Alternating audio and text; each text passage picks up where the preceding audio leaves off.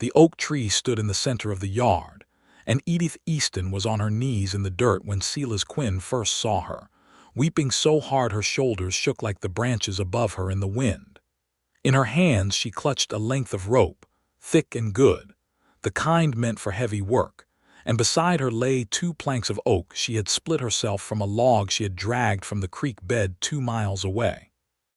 Her daughter, a small girl of 5 named Clara, stood at the edge of the porch watching her mother cry, and the child's face held an expression so still and so old that it broke something in Silas the moment he looked at it.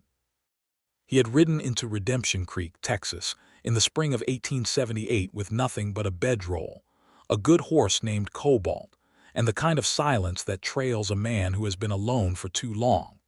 He had not intended to stop. He never intended to stop anywhere. That was the nature of what he was, a drifter, moving from town to town the way a river moves, not out of ambition, but out of the particular kind of restlessness that had no cure except motion.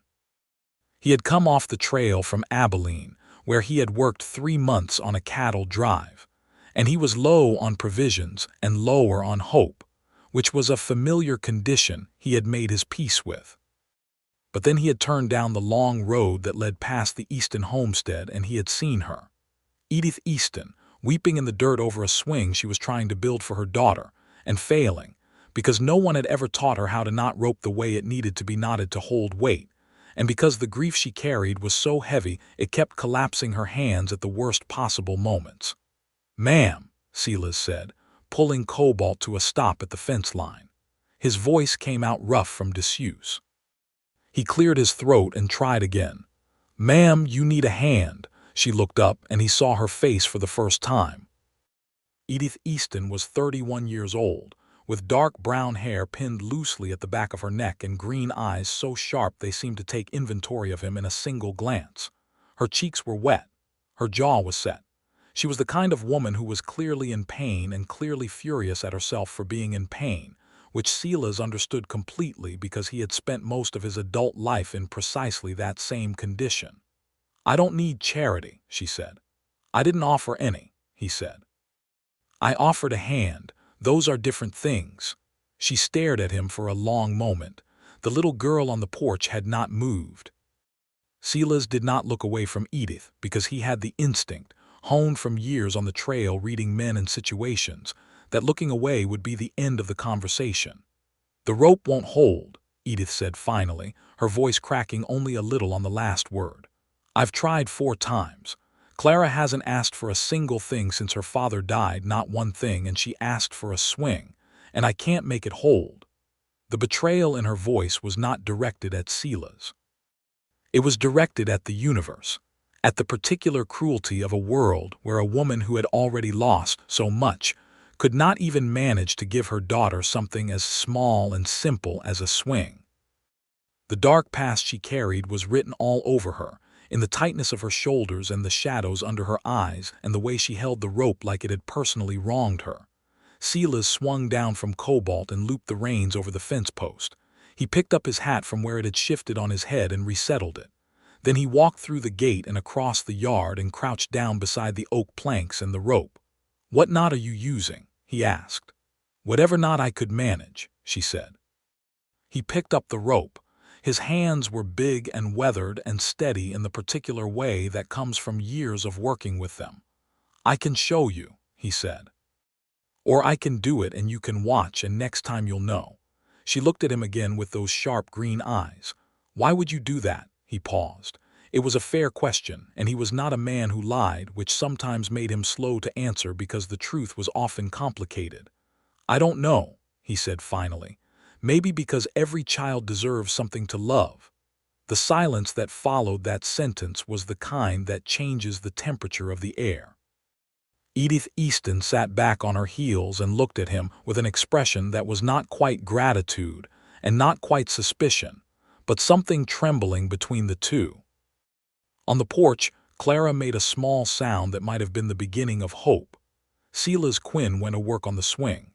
He had arrived in Redemption Creek 3 days after the death of Thomas Easton, though he had not known that then. Thomas Easton had been a farmer, a decent man by all accounts, who had died of a fever that took him in 7 days flat, the kind of swift and senseless death that the frontier specialized in. He had left Edith with 40 acres, a farmhouse that needed more work than it had recently received, a daughter, and a debt to the local bank that was not impossible but was not comfortable either. Redemption Creek itself was a small town, perhaps 300 souls, set on the rolling grasslands of central Texas where the cedar breaks gave way to open country and the sky went on forever in every direction. It had a general store, a church, a saloon called the Dusty Boot, a blacksmith, a small schoolhouse that had been built the previous year, and a bank owned by a man named Gerald Fitch who was, by general consensus, the most disliked man in the county.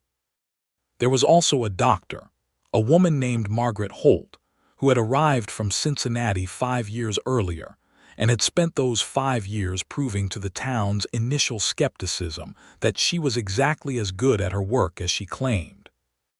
It was into this town that Silas rode, and it was at the Easton farmhouse that he stopped, and it was Clara who came down off the porch while her mother was still watching Silas with that mixture of wariness and exhausted relief. "Are you going to fix it?" Clara asked. She had her mother's green eyes and her father's dark skin and a serious quality that reminded Silas of very old, very small judges. "Yes," Silas said. "Promise?" Clara asked. He looked at her. Children were not people you made promises to lightly in his experience. They remembered. "Yes," he said again. "I promise." Clara nodded once as if this settled the matter and sat down on the bottom porch step to watch.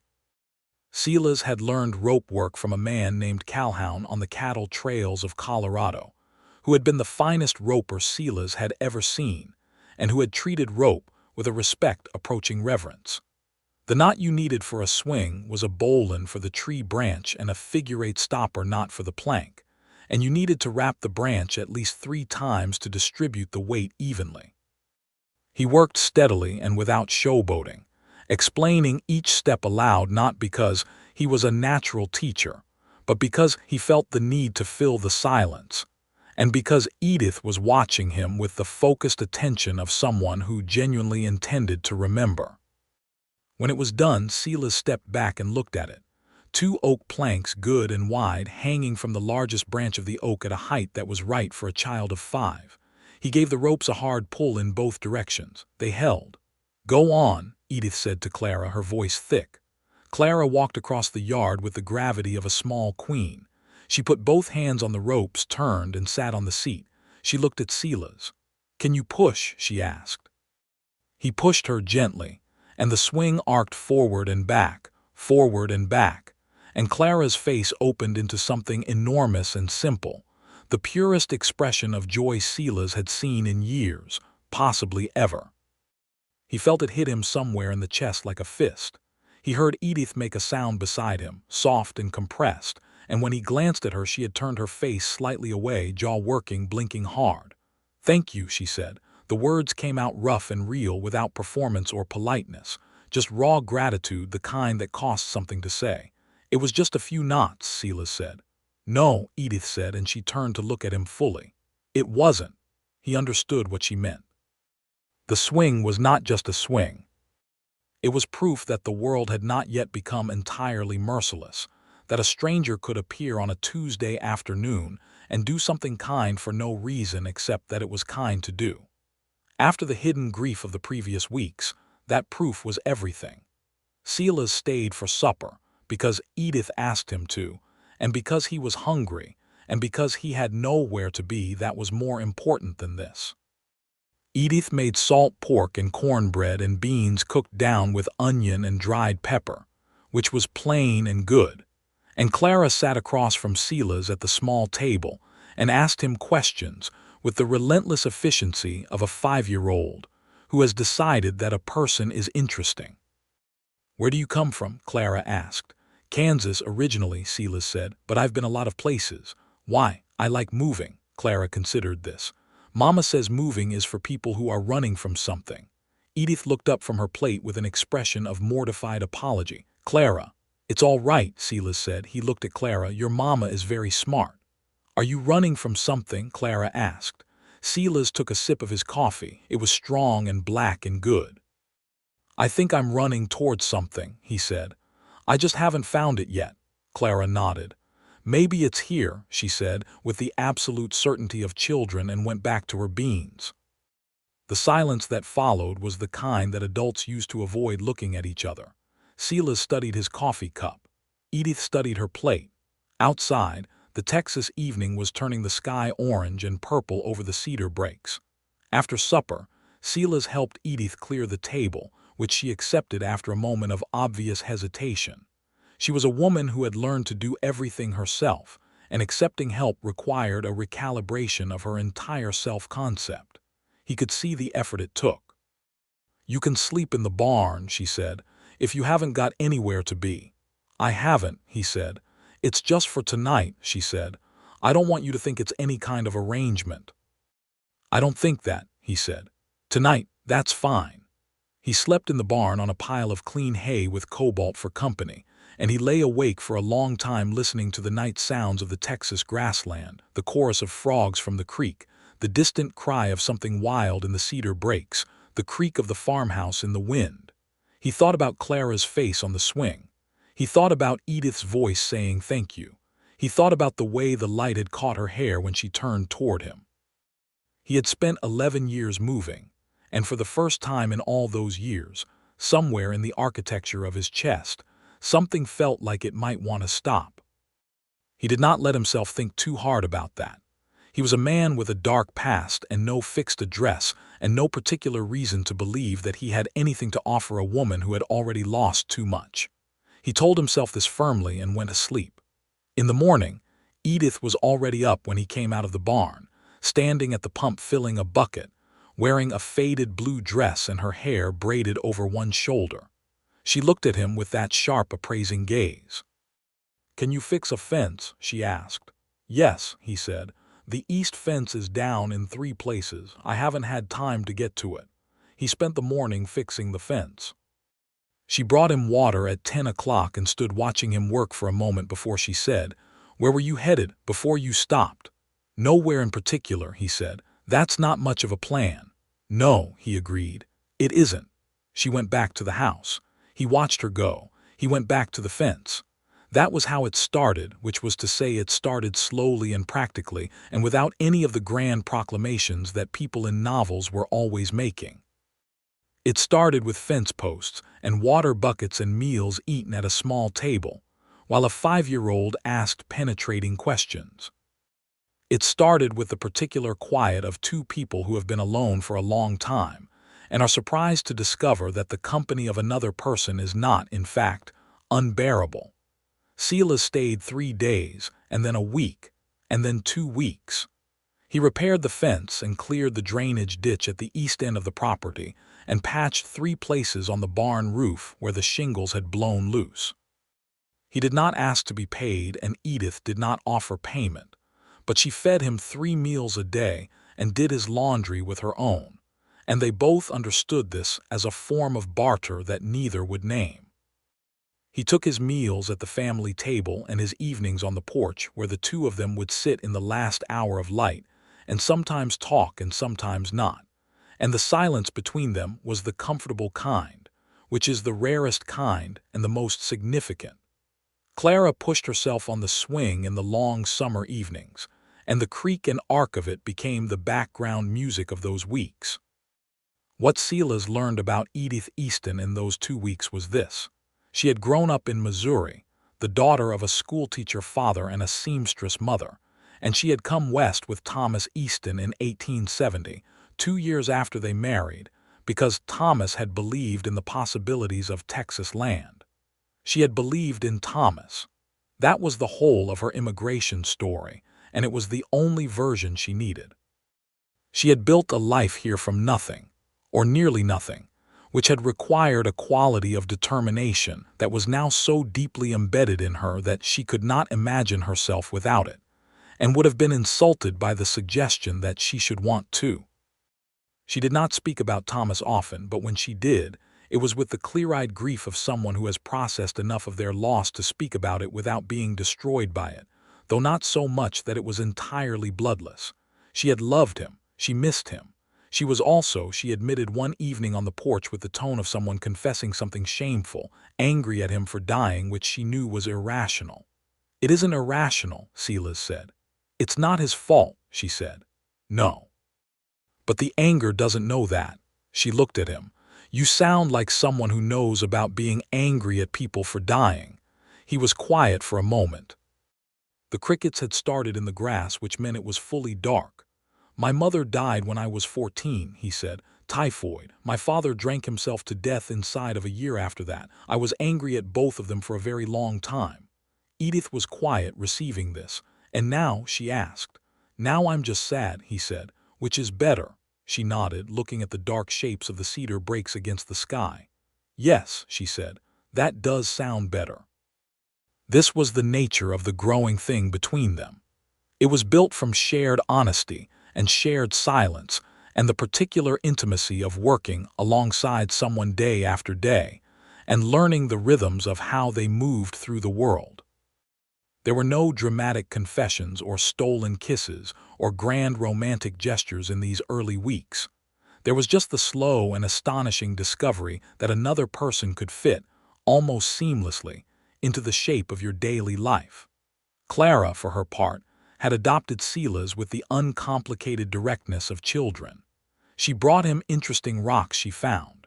She told him about the events of her day with the detailed urgency of a war correspondent. She had begun calling him Silas instead of Mr. Quinn, which Edith had initially corrected and then stopped correcting because it seemed pointless to fight the inevitable. The crisis that interrupted all of this arrived in the form of Gerald Fitch. Gerald Fitch was 52 years old, thin in the way of men who are not so much spare as dried out, with a narrow face and pale eyes, and the demeanor of a man who had decided that the world owed him more than it had delivered, and was in the process of collecting the difference. He had owned the Redemption Creek savings and loan for 15 years, and he used it the way certain men use any instrument of power, as a mechanism for control rather than for service. Thomas Easton had borrowed $400 from Gerald Fitch in 1876 to buy a second team of horses and new equipment for the South Field. The debt was structured with an interest rate that Silas, when Edith showed him the paperwork on a sweltering July afternoon 3 weeks after his arrival, recognized immediately as predatory. "He's charging you 11%, Silas said, looking at the document spread on the kitchen table. "Is that bad?" Edith asked. "Standard rate is 6, maybe 7. 11 is a trap." Edith sat down heavily in her chair. The word trap landed in the air between them like a dropped stone. "Thomas didn't tell me the rate," she said. "He just told me we'd borrowed money for the horses." "When is it due?" Silas asked. "Full payment, November 1st. Silas looked at the number at the bottom of the document. With the accumulated interest, Edith owed Gerald Fitch $472. It was not a fortune by some measures, but it was close to everything Edith Easton had. "Can you make it?" he asked. She looked at him steadily, which was her way of preparing to say something difficult. "If the harvest is good and the prices hold," she said, "I'll be about $60 short. And if they don't hold, more than that short."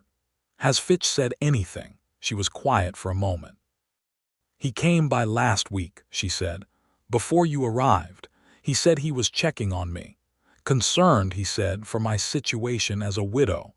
The flatness of her voice when she said widow told him everything. He also mentioned that the bank had certain policies about delinquent loans, that certain arrangements could be made for widows in difficult circumstances. Silas felt something cold and purposeful settle in his chest. "What kind of arrangements?" Edith met his eyes. "He suggested that if I were to consider remarrying a man of means, many of these financial difficulties might resolve themselves." The implication was as clear as it was ugly. Gerald Fitch was a widower himself, or so Silas would later learn. The hidden motive behind his visit was not concern. It was the specific predatory calculus of a man who had arranged a trap years in advance, lending money at extortionate rates to a man with a wife and land, and then waiting to see what circumstances would deliver. "He wants the land," Silas said. "Or the woman on it," Edith said, very quietly. Silas put the documents down on the table very carefully, the way you put something down when you are trying to keep your hands from shaking. "What will you do?" he asked. "I will harvest my crops," she said, "and I will pay what I can, and I will deal with the rest when it comes." "That's not a plan," he said. "That's hope. Sometimes hope is all you have," she said, "and it's better than nothing." He looked at her across the table in the hot afternoon kitchen, and something shifted between them in that moment. Some invisible line crossed. She was not asking him for help. She was simply letting him see the full weight of what she was carrying, which was itself a form of trust, and the form that costs the most to give. "Let me help," he said. "You've been helping," she said. "More than that," he said. "Let me work the harvest. Two of us can bring in more than one." She studied him. The wariness was still there, that permanent skepticism of a woman who had learned to rely on herself, because relying on others was a luxury the frontier rarely allowed. But there was something else now too, something that was neither wariness nor relief but sat between them, trembling, waiting to be named. "Why?" she asked. It was the same question she had asked over the swing 3 weeks ago. He looked at her for a long moment. Outside, through the window, he could see Clara on the swing in the afternoon heat, pushing herself back and forth, singing something tuneless and private. "I think I know now," he said. "What I've been moving toward." The color in her face changed. She did not look away from him, but the air between them seemed to compress, to heat, to become charged with the kind of energy that precedes something irrevocable. "Silas," she said, and stopped. "I know," he said. "I know what I am. I know I've got nothing to offer you except my hands and my word and whatever else you might decide to make of those things.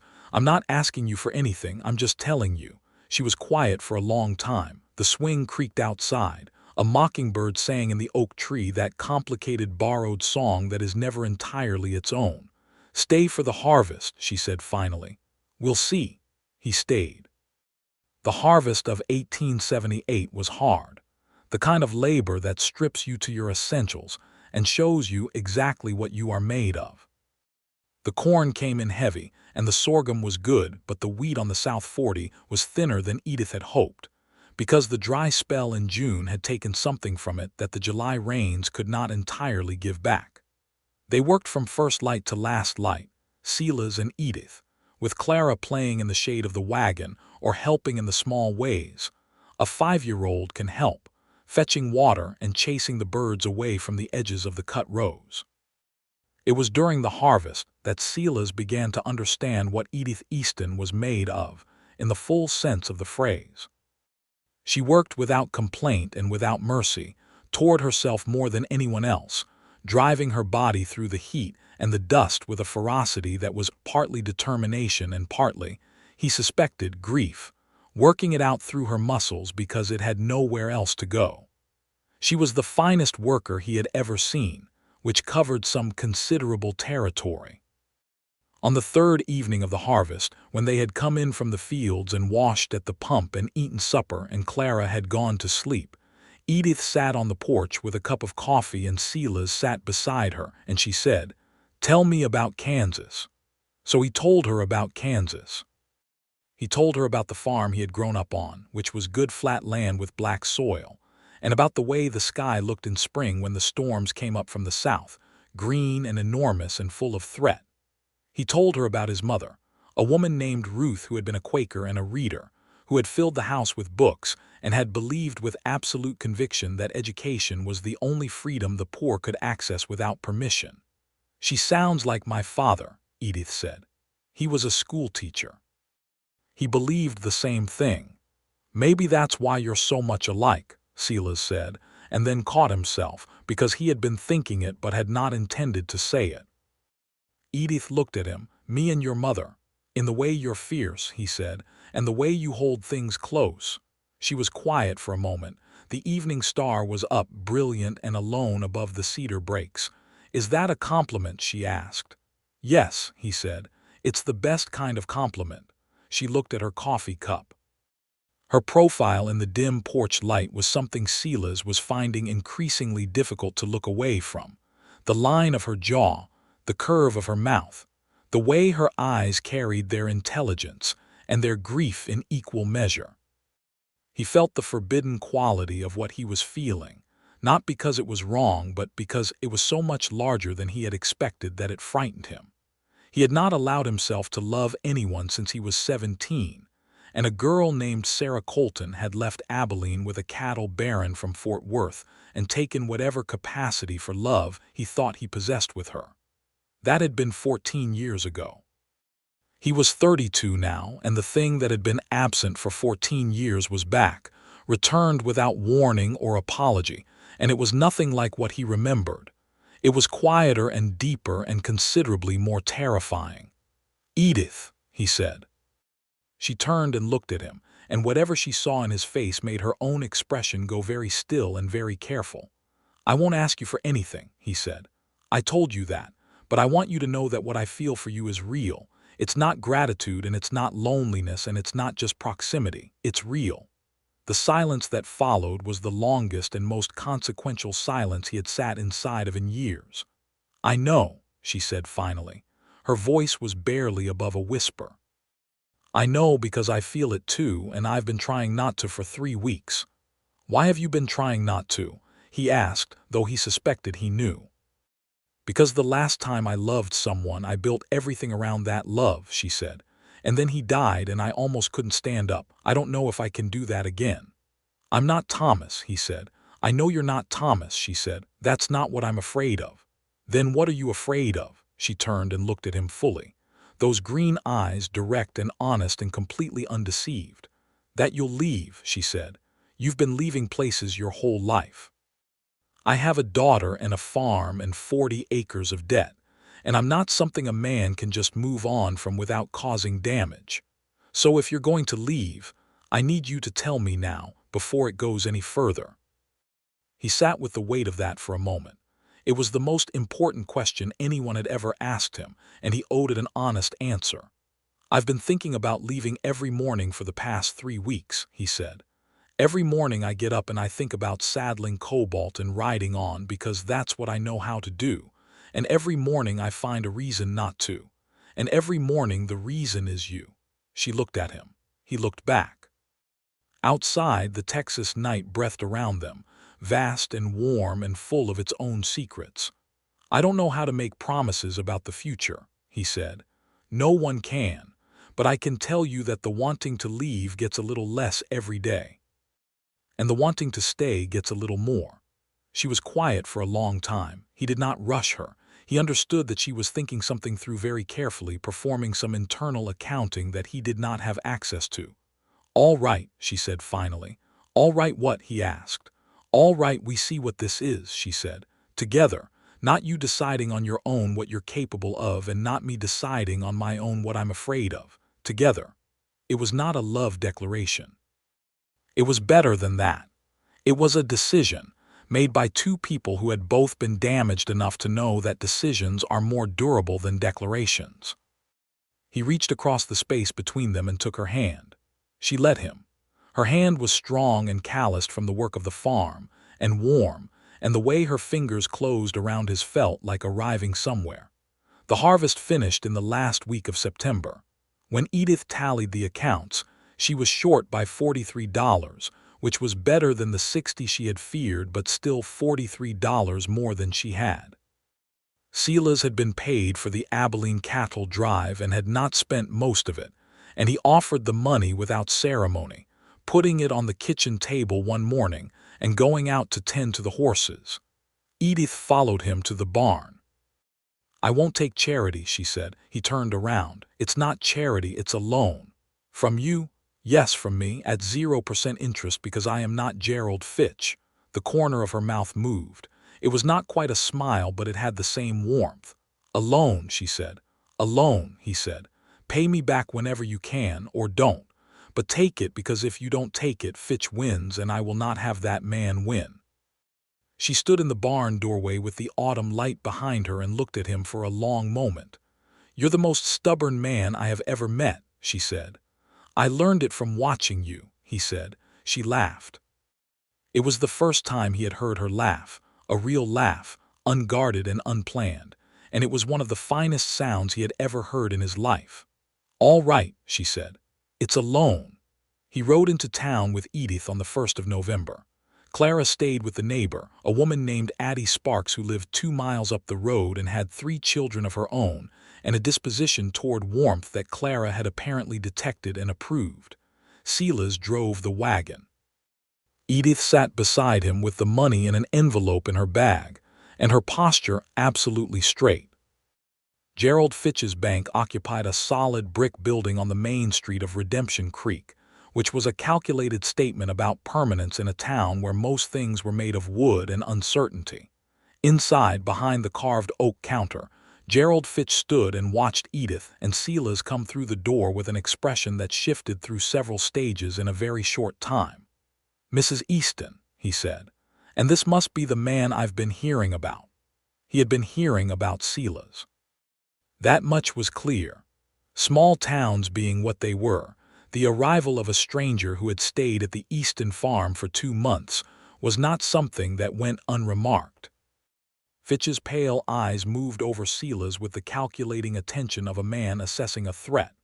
"Mr. Quinn," Silas said, extending his hand. Fitch shook it briefly with the automatic reflex of business. "Quinn," he said, "you're not from here." "No," Silas said, "I'm not." "Passing through?" Fitch asked, and the meaning of the question was not about travel. "I don't think so," Silas said. Edith placed the envelope on the counter. "Full payment," she said. "Principal and interest as per the terms of the note." Fitch counted the money with slow deliberateness that was designed to make them wait. He checked it twice. He looked up at Edith. "You're $472, he said. "Yes," she said. "Full payment," he said. His voice was perfectly even, but his eyes were not. They carried the cold anger of a man whose trap has been sprung from the outside. He had wanted the land or the woman or both, and he was now receiving neither, and he knew it, and he knew that she knew it. "Very good, Mrs. Easton. The loan is discharged." He produced the note and signed the release and handed it to her. She folded it and put it in her bag and looked at him with the direct and unwavering composure of a woman who has prepared for this moment. "Good day, Mr. Fitch," she said. "Good day, Mrs. Easton, Mr. Quinn." They walked out of the bank into the November sunlight, and Edith's composure lasted exactly until they reached the wagon, at which point she stopped and put one hand on the side of the wagon and the other over her mouth and breathed very carefully for several seconds. Silas stood beside her and did not say anything. He understood that there are moments that require silence, not comfort, just presence, and this was one of them. "He would have taken everything," she said. "Yes," Silas said. "If you hadn't come," she stopped, turned and looked at him. "If you hadn't stopped." "But I did," he said, "and we're here." She looked at him for a long moment in the November light, and then she did something that surprised him. She stepped forward and put her arms around him, her head against his shoulder, holding on. He wrapped his arms around her, carefully and then less carefully, and held her back. They stood there in front of the Redemption Creek Savings and Loan while the town moved around them on its ordinary business, and neither of them felt the cold or noticed the looks or cared particularly about any of it. "Silas," she said, her voice muffled against his coat. "Yes," he said, "I'm glad you stopped." "So am I," he said, "more than I know how to say." She pulled back and looked up at him, and her eyes were bright but not crying, and her expression was one he had not seen on her before, open and certain and without defenses. He thought he had never seen anything so beautiful in his life. He kissed her.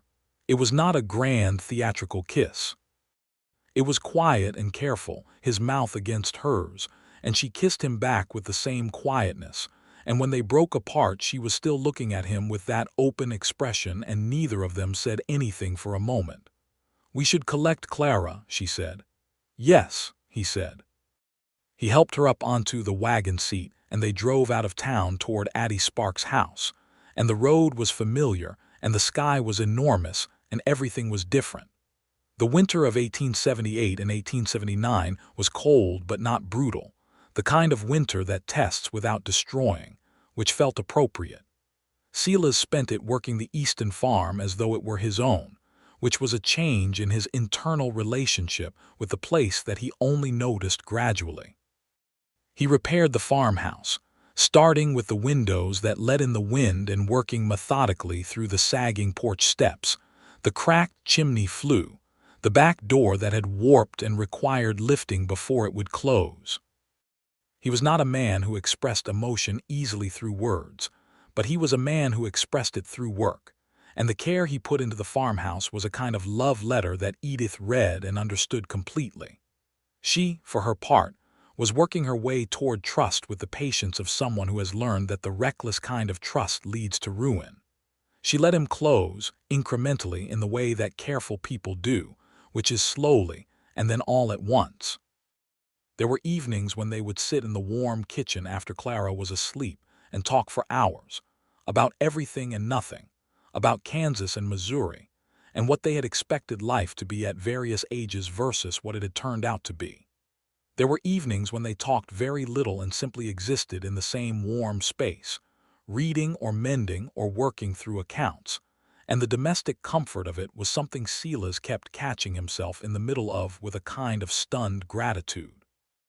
He told her about the cattle trails one night in January, the long months of driving herds across the plains from Texas to the Kansas railheads, the brutal work and the particular democracy of it, where what you were mattered more than who you were.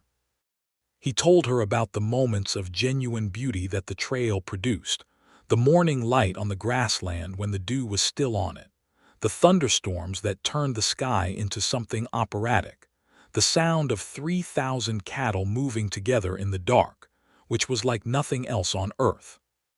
She told him about the early years in Texas, the fear and the hope in equal measure, the way the land had gradually stopped feeling foreign and started feeling like hers.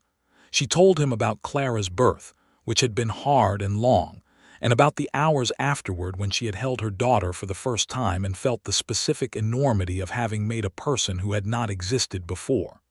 She was so serious, Edith said, even then.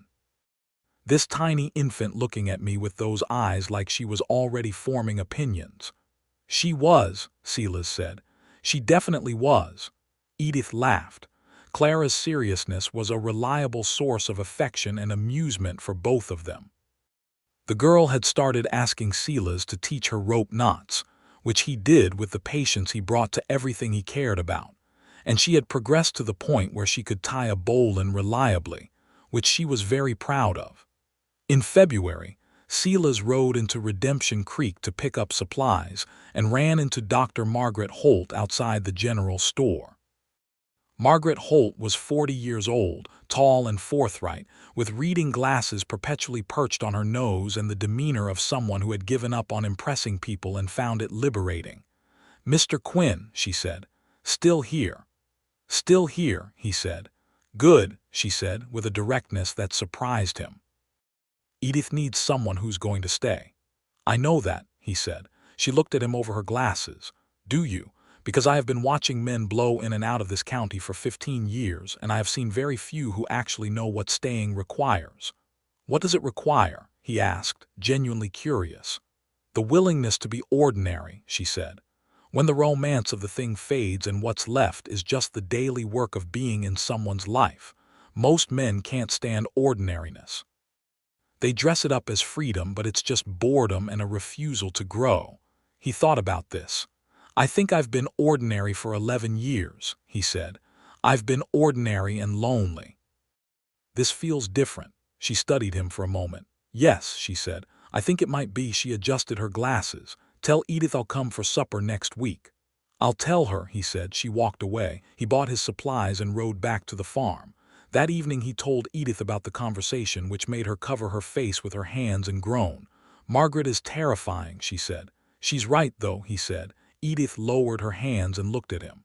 "About which part?" "All of it," he said. "About what staying requires." She was quiet for a moment. Clara was already asleep, and the kitchen was warm, and the fire was settling in the stove. Outside there was a light snow falling, which was unusual enough for central Texas that it felt significant. "Silas," Edith said. "Do you want to stay?" He looked at her. "Yes," he said, "I do." "Then stay," she said. "Not as a hired hand, not as someone passing time, stay." He understood the full meaning of what she was saying. He understood it and he received it and he let it settle into the center of him where it fit with a precision that was either fate or luck or both. "Yes," he said. "Yes," she agreed, as if it were a contract, which in all the ways that mattered it was.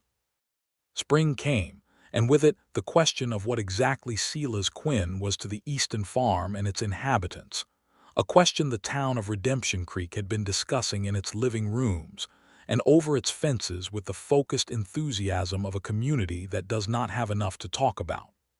The answer that satisfied everyone, including Silas and Edith, was arrived at on a Saturday in April.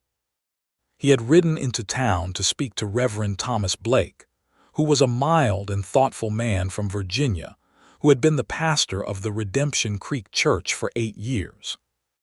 Silas sat in the Reverend's small parlor and explained his situation with his hat in his hands and a directness that the Reverend clearly appreciated. "I want to marry her," Silas said.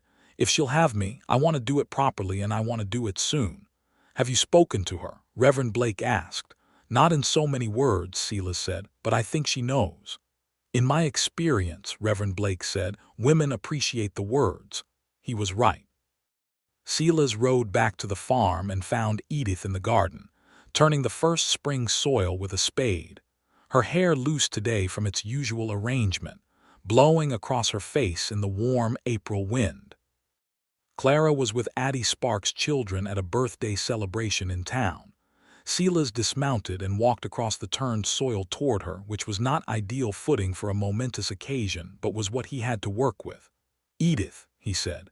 She looked up, and whatever she saw in his face made her stand very still with the spade. "I want to marry you," he said. "I want to be here, for the farm and for Clara and for whatever comes next. I want to be the person you tell things to, and the person who fixes the fence, and the person who is on the other side of every ordinary day. I don't have much to offer except myself, and I know what I am, a man who spent 11 years not being able to stand still, and I know what that asks you to trust, but I'm asking you to trust it." She stood in the garden looking at him. A bird sang somewhere in the cedar brakes. The warm April wind moved through the oak tree and set the swing going gently back and forth. "Yes," she said. The word was simple and absolute, and he felt it in every part of him. "Yes," he said. "Yes," she said again, and smiled. And it was the smile that undid him entirely, the full open version, brilliant and warm and aimed entirely at him. He crossed the remaining space between them and took her face in his hands and kissed her properly, the way he had been wanting to for months, and she kissed him back with the same want, her hands coming up to hold his arms, the spade forgotten in the dirt. They were married in the Redemption Creek Church on the last Saturday of May, 1879. It was a small ceremony because they did not have a large circle and because Edith preferred the real to the elaborate. Addie Sparks and her husband came. Dr. Margaret Holt came and sat in the front row and cried without any apparent embarrassment. The Hendersons from the neighboring farm, who had helped Edith in the hard weeks after Thomas died, came with their 4 children, who sat in the back with the focused chaos of children who have been dressed up against their will. Clara was Edith's attendant, solemn and magnificent in a white dress with blue ribbons that Edith had made for her, and she held her mother's hand all the way down the aisle. And when Reverend Blake pronounced Silas and Edith husband and wife and Silas kissed his bride, Clara said, very clearly and with great satisfaction, "I knew it," which produced the only laughter in an otherwise tearful congregation. After the ceremony there was a dinner at the Easton farm, which was now the Quinn farm, or the Quinn Easton farm, or simply home, which is what Silas had taken to calling it in his head, and then, gradually, out loud. Addie's husband played the fiddle and 2 other men who had come with their wives and children played guitar and harmonica, and there was dancing on the packed earth of the yard in the long May evening. Silas danced with Edith, who was not a natural dancer but who had a good sense of rhythm and a willingness to laugh at her own missteps that made her better company than any technically proficient dancer he had ever known. He danced with Clara, who was completely serious about the undertaking and counted the steps under her breath. He danced with Addie Sparks, who told him quietly and directly that if he ever hurt Edith she would find a way to make him regret it, which he received as both a threat and a compliment. When the evening wound down and the last guests departed and Clara had been put to bed in her own room, Silas stood on the porch of the farmhouse that was now as much his as anyone's, and Edith came and stood beside him. "Well," she said. "Well," he said. She took his hand. He looked at her in the dark, at the familiar lines of her face, the intelligence and the determination and the warmth, and felt the particular fullness of a life that has found its shape. "Are you happy?" she asked. He thought about the question with the seriousness it deserved. "Yes," he said.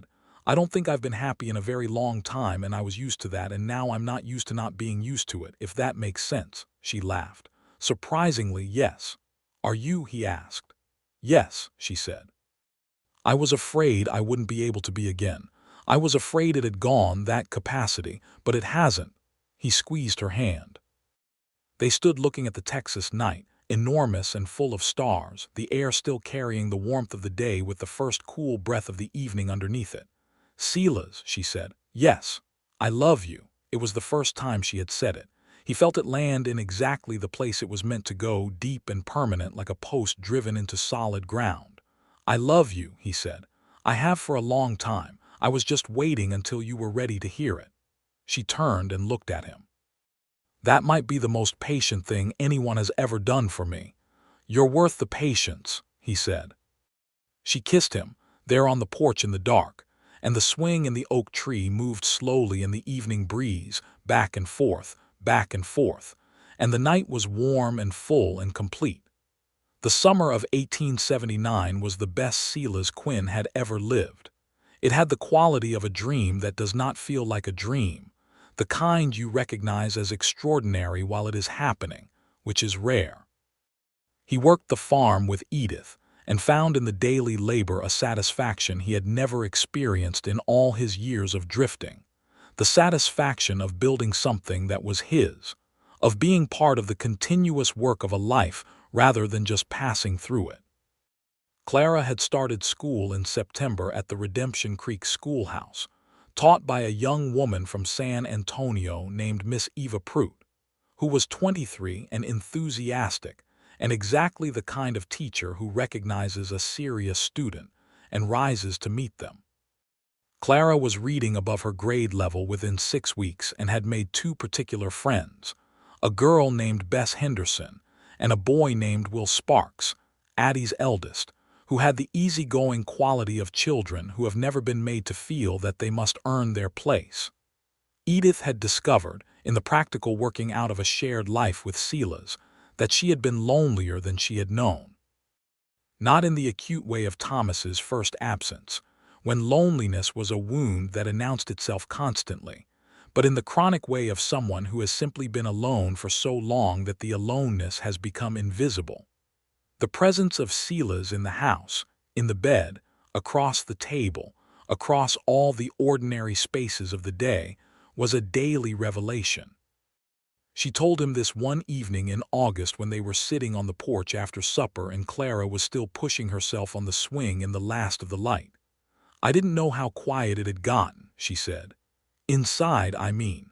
I'd learned to manage it, but I'd also just accepted it, this level of quiet, and now it's not quiet anymore." He looked at her. "Is that good?"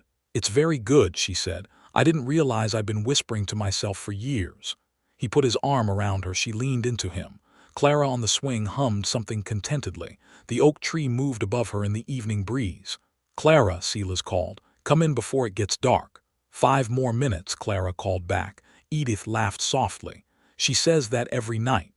"And every night I give her 5 more minutes," Silas said. "Which is why she knows to say it," Edith said.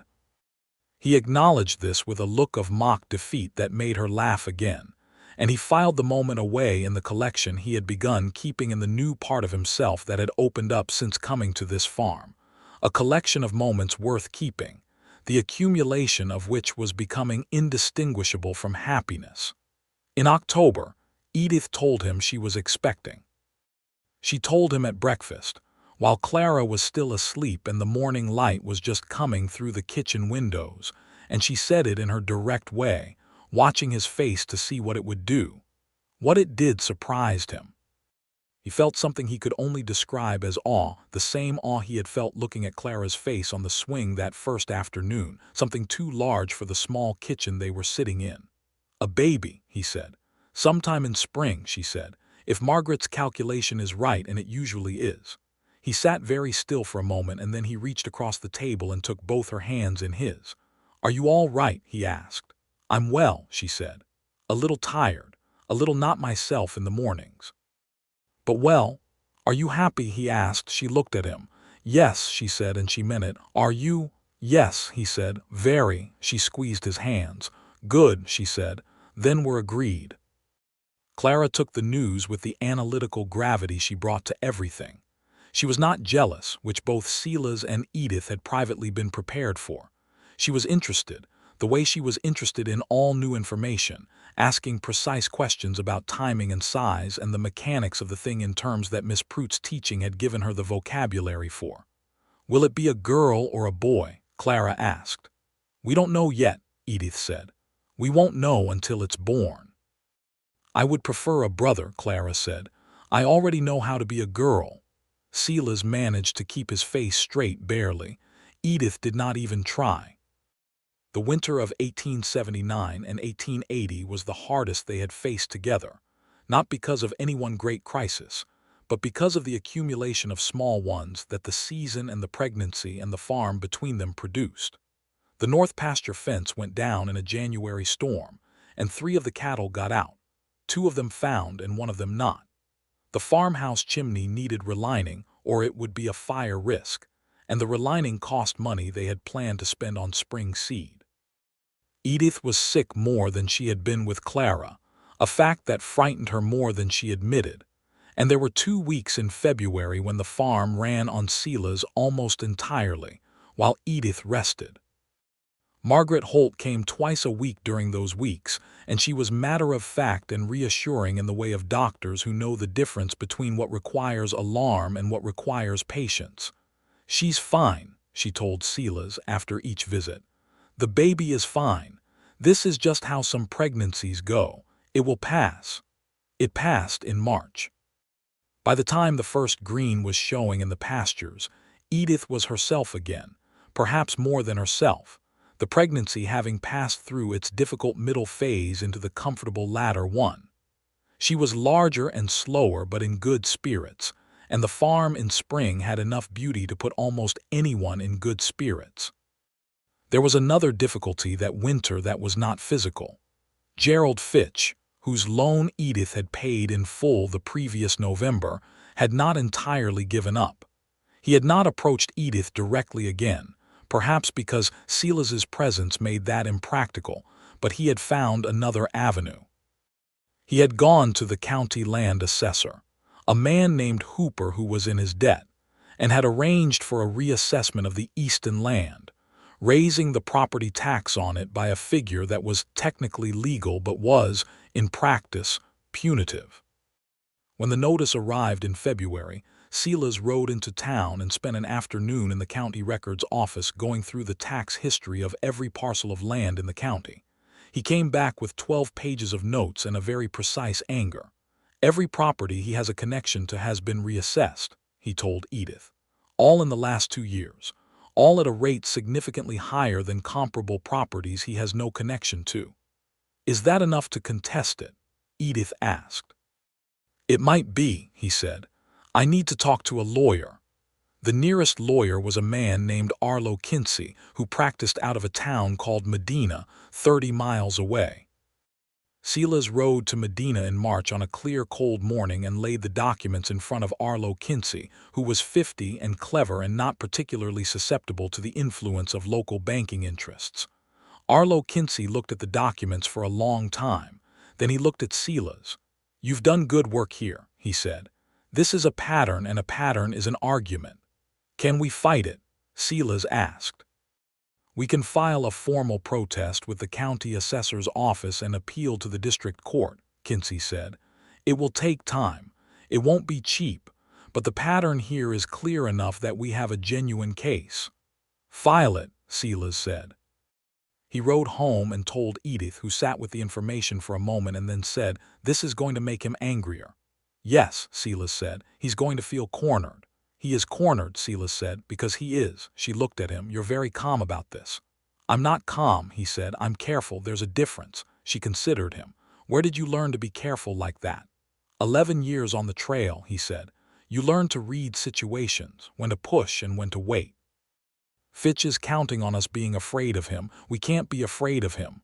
"I'm not afraid of him," she said. "I'm angry at him." "Good," Silas said. "Hold on to that." She did. The legal process was as slow as Arlo Kinsey had promised. They filed in March, and the county assessor's office acknowledged the filing and then did nothing for 2 months. In June, a response came from the district court acknowledging the appeal. The matter would be heard in October. In the meantime, the higher tax rate remained in effect, which meant more money out of what the farm produced. Gerald Fitch, for his part, did not make another move. He seemed to be waiting, which was worse in some ways than an attack. Silas watched the town for signs of what he might be planning and saw nothing, which meant either that he was planning carefully or that the legal challenge had rattled him more than expected. What broke the standoff came from an unexpected direction. In August, 2 other farm families in the county, the Mortons and the Braddocks, received the same kind of reassessment notice. When they compared their notices with the Quinn farms, they came to Silas and Edith's kitchen table on a Thursday evening with their own documents and their own anger. "Kinsey can take all 3 cases together," Silas said. "It's stronger as a group." "Will he?" asked Horace Morton, who was a large, quiet man with the kind of slow certainty that is more valuable than speed. "I'll ride to Medina tomorrow," Silas said. Arlo Kinsey agreed, with something that approached enthusiasm, because a pattern spread across 3 unconnected families was considerably more damning than a single instance, and he was the kind of lawyer who liked to win. He filed the amended complaint in August, and when it reached the district court, the judge's response was prompt. The hearing took place in October, as scheduled. Silas and Edith and the Mortons and the Braddocks rode to the county seat together, which was Leander, 20 miles east, and sat in the district court while Arlo Kinsey laid out the pattern of assessment with a clarity that was not dramatic but was devastating. Gerald Fitch appeared without a lawyer, which was the first mistake. He had apparently assumed that the matter would not get this far, or that the court would defer to him as a man of local financial standing, or both. The judge, a woman named Honor DeLacy, who had been appointed 3 years earlier, and who had the reputation of a person who does not appreciate having her intelligence underestimated, listened to both sides and then looked at Gerald Fitch for a long moment. "The pattern here is clear," she said. "The assessments on all 3 properties are overturned and returned to their previous rates, with immediate effect. Additionally, this court is referring the matter to the county commissioner for review of the assessor's conduct. The fees for this proceeding are to be paid by the county assessor's office." She looked at Fitch again, briefly and without warmth, and moved on to her next case. Outside the courthouse in the October sunlight, Horace Morton shook Silas's hand with the force of a man expressing something too large for words. His wife, a small woman named Cora, hugged Edith with tears on her face. The Braddocks were quiet, but their relief was visible. Edith stood beside Silas on the courthouse steps and looked at him. "It's over," she said. "Yes," he said, "for now." "Will he try again?" Silas looked at the door through which Fitch had already disappeared, moving quickly without speaking to anyone. "I think he'll find somewhere else to direct his energies," he said. "Somewhere that fights back less." She nodded. Fitch would not be a reformed man because that was not in his nature. But he would be a chastened one, and he would not make the same mistake twice, which was the best that could be hoped for. Sometimes justice is comprehensive, and sometimes it is limited, and you take what you can get and move on. They rode home in the long autumn afternoon, the four families spreading apart as they took their different roads, and by the time Silas and Edith reached the farm the sun was setting, and Addie Sparks met them in the yard with Clara, who had spent the day there. And Clara ran to her mother, and Edith caught her and held her for a long moment. Silas unhitched the horses and led them to the barn. When he came out, Edith was on the porch with Clara beside her and her hand on her large belly, feeling the baby move. "Come here," she said. He crossed the yard and she took his hand and placed it where hers had been. Under his palm something pressed and rolled, unmistakably alive, unmistakably itself. He stood very still and felt it, this new person who was not yet in the world, and felt something vast and wordless move through him. "Soon," Edith said. "Yes," he said.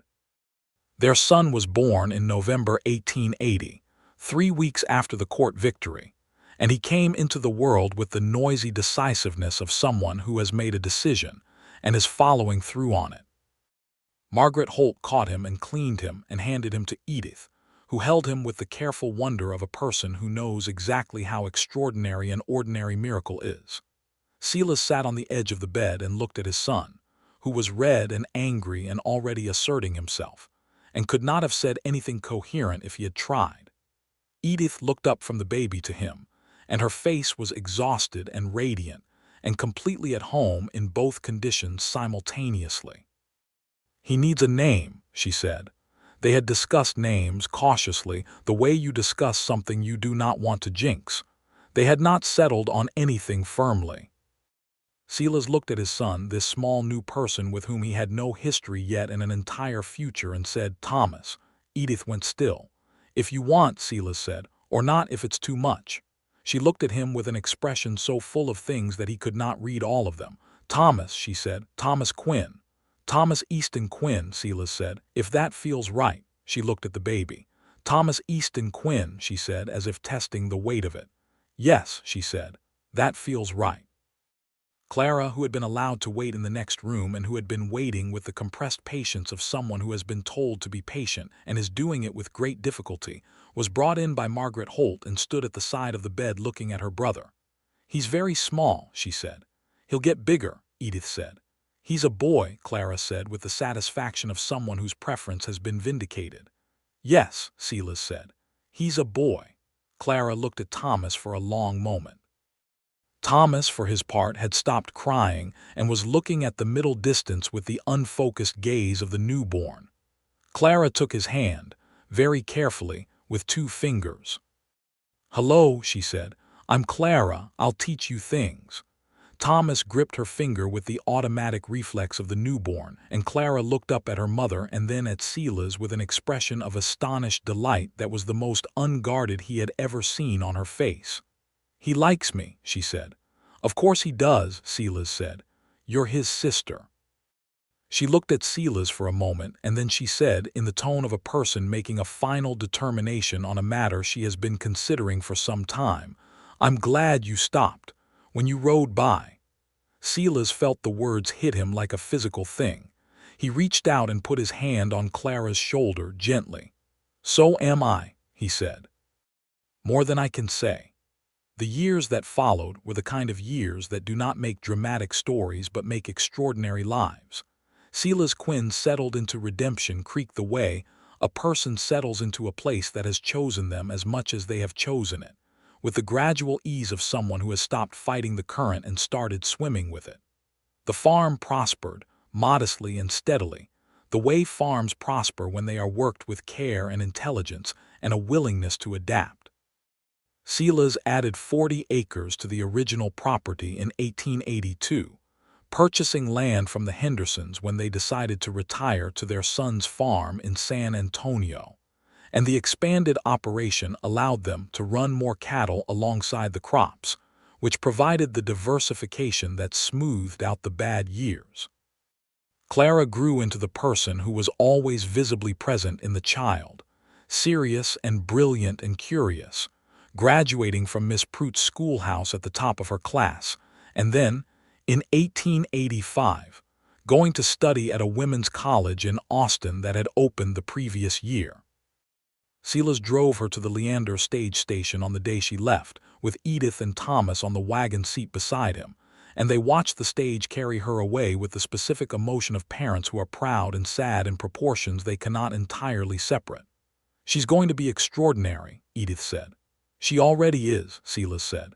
Thomas, who was 4 and holding Edith's hand, said, "When is she coming back?" in a tone that suggested the question was primarily practical. "At Christmas," Edith said. Thomas nodded. "Okay," he said, and appeared to file this information and move on, which was very Thomas. Thomas Easton Quinn was, at 4, a completely different creature from his sister at the same age. Where Clara had been still and serious, Thomas was in constant motion, not from anxiety but from a perpetual physical engagement with the world, touching and climbing and testing everything within reach. He was also deeply affectionate in a way that Clara had been more reserved about, always finding Silas's hand or Edith's skirt or Clara's sleeve, requiring contact the way some people require air. He had Clara's intelligence but expressed it differently, through action rather than observation. He was the child who learned by taking things apart and putting them back together, and by the age of 6 was already more useful in the barn than children twice his age, because he had watched and remembered everything. In 1883, Edith told Silas she was expecting again, their second together and her third. This pregnancy was easier than Thomas's, and in July 1884 they had a daughter, whom they named Ruth, after Silas's mother. Ruth Quinn arrived in the heat of summer with a calm that would prove characteristic, looking at the world from her very first hours with an expression of serene assessment that reminded Silas so powerfully of his mother that he had to leave the room for a moment to collect himself. Edith found him on the porch, looking at the yard, at the oak tree where the swing still hung, the ropes replaced twice now over the years. "Are you all right?" she asked. "Yes," he said. "Very much yes." He turned and looked at her.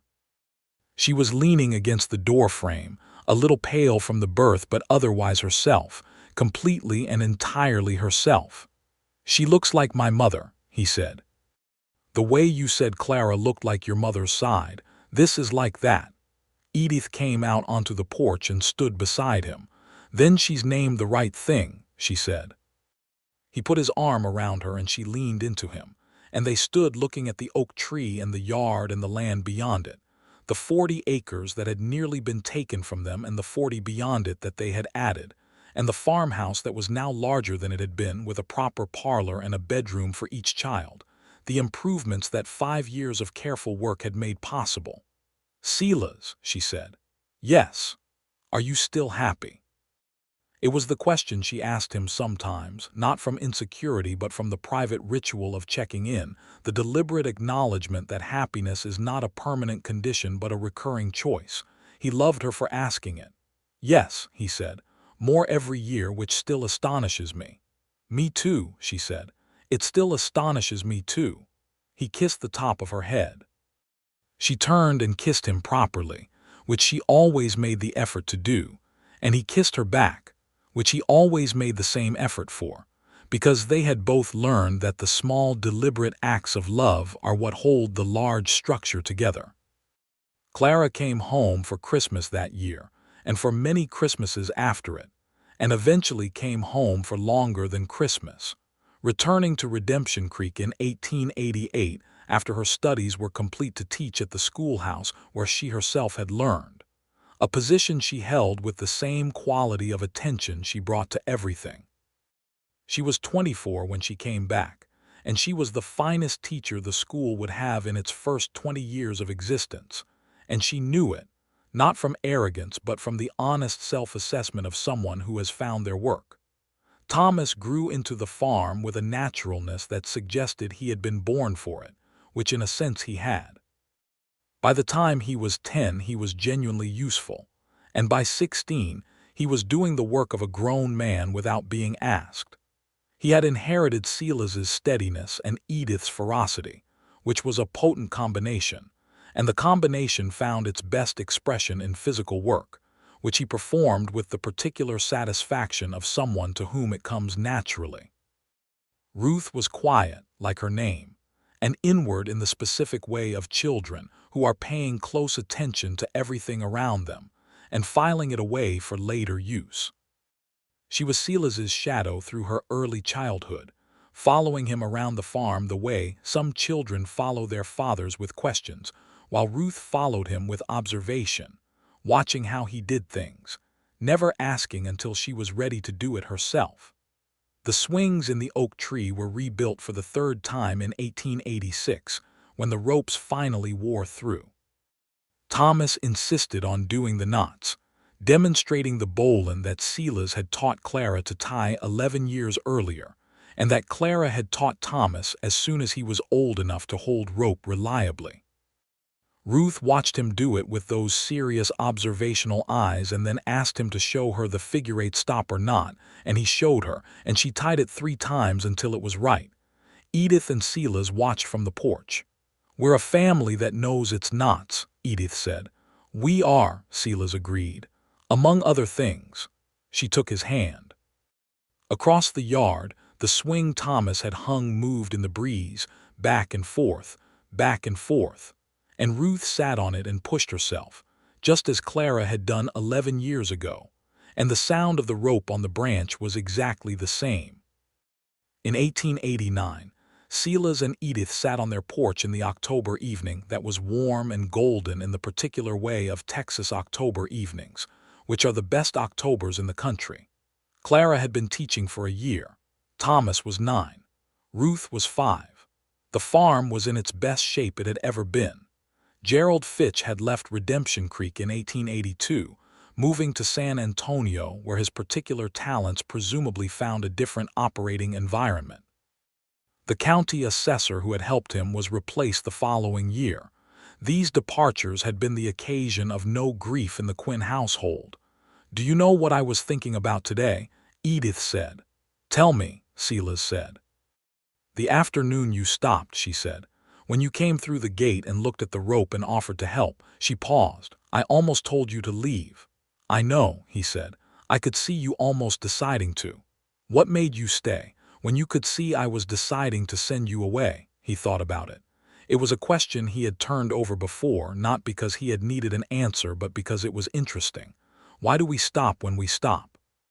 Why does a particular moment catch us and hold us when 1,000 others have let us go? "Clara's face," he said finally. "I looked at her standing on that porch, watching you try to fix that swing, and her face was so old, so careful. Like she'd already decided not to ask for things because asking for things was how you got disappointed, and I couldn't leave." Edith was quiet for a moment. "You saved her from that," she said, "from that conclusion." "We did," he said, "together." She leaned her head against his shoulder. He put his arm around her. The oak tree moved in the evening air, and the swing turned slowly in the breeze, and the lamp in the parlor window made a warm yellow square in the falling dark. "I love you," she said. "In case I haven't said it recently enough." "You said it this morning," he said. "Good," she said. "I'll say it again tomorrow." "I'll look forward to it," he said. She laughed, soft and warm, and they sat together in the autumn evening, while the stars appeared one by one above the cedar brakes, and the night settled around the farm like something intentional, like something they had built together out of a length of rope and 2 oak planks, and the particular grace of a man who happened to stop when he could have ridden on. The morning that Ruth Quinn turned 6, she woke before anyone else and went out to the yard in the pre-dawn dark and sat on the swing. Silas found her there when he came out to start the morning chores, a small figure in a white nightgown, pushing herself gently back and forth in the cool October air. "Ruth," he said, coming across the yard, "what are you doing out here?" "Thinking," she said. "About what?" he asked, crouching down beside her. "About whether the swing was here when Mama was sad," she said. She had the gift which her grandmother, the schoolteacher, and her grandfather, the reader, had both possessed, of going directly to the center of things. "Clara told me about it, that you built it." "I helped build it," Silas said. "Your mama did most of the thinking. I just knew the knots." Ruth considered this. "But you stopped," she said, "when you could have kept going." "Yes," he said. "Why?" He looked at his youngest daughter in the October dawn, her serious face turned toward him, those watchful eyes. He thought about the afternoon in 1878, the rope in the dirt, the woman weeping in the yard, the child on the porch with the too old face. Because every child deserves something to love, he said. And your mama was trying so hard to give that to Clara, and I knew I could help, so I did. Ruth was quiet for a moment. Then she said, and then you loved mama. And then I loved your mama, he said, and Clara and Thomas and you. She looked at him steadily. That's a lot of love, she said. Yes, he said, it is, the best kind of a lot. She seemed satisfied with this. She went back to pushing herself on the swing, and Silas stayed crouched beside her for a moment, listening to the rope on the branch, and the dawn birds starting in the cedar breaks, and the distant sound of the farm beginning to wake. He thought about the man he had been in 1878, moving from place to place with nowhere to go, carrying the particular emptiness of someone who has given up on belonging. He thought about Cobalt, who had died peacefully in 1885 at a good old age, and about the road that had led him past the Easton farmhouse on a spring afternoon, and about the rope in the dirt, and the woman on her knees and the child's face on the porch. He thought about the dark past he had ridden away from and the life he had ridden into, and about the particular forgiveness of the future, the way it offers itself regardless of what has come before it, if you are willing to stop and accept what it gives you. Edith appeared in the farmhouse doorway, wrapped in her coat against the morning chill, looking out at him and Ruth with the expression she wore sometimes when she thought no one was watching her, open and full and complete. He stood up and walked toward her. She came down the porch steps to meet him. They met in the middle of the yard, between the farmhouse and the oak tree, in the October morning that was turning pink in the east. Thomas is awake, she said. He wants breakfast before he goes to help the Mortons. I'll start the fire, he said. In a minute, she said, and put her hand on his face, a gesture so familiar it required no explanation, and looked at him with those green eyes that had been the first thing about her he had memorized and the thing he would never stop reading. He put his hand over hers. Behind them, Ruth pushed herself on the swing and hummed something tuneless and private, and the rope creaked against the oak branch in the rhythm that had measured all the years of this life, the life that had started with a stranger stopping on a road and offering a length of rope and a few simple knots, and the truth that every child deserves something to love. Good morning, he said. Good morning, she said. Every morning. That was what they had made together, out of grief and trust, and the slow miracle of choosing each other day after day. Not a perfect life, but a full one that held its losses alongside its joys, its difficulties alongside its beauties, its ordinary days alongside its extraordinary ones, and found in the full accounting that the sum was rich beyond anything either of them had expected when they were people who expected very little. The oak tree stood in the center of the yard, as it would stand for 50 years more, and the swing hung from its largest branch, and the Quinn family of Redemption Creek, Texas, moved through their days with the particular grace of people who know they are exactly where they belong. And Silas Quinn, who had once been a man with nowhere to go, was home.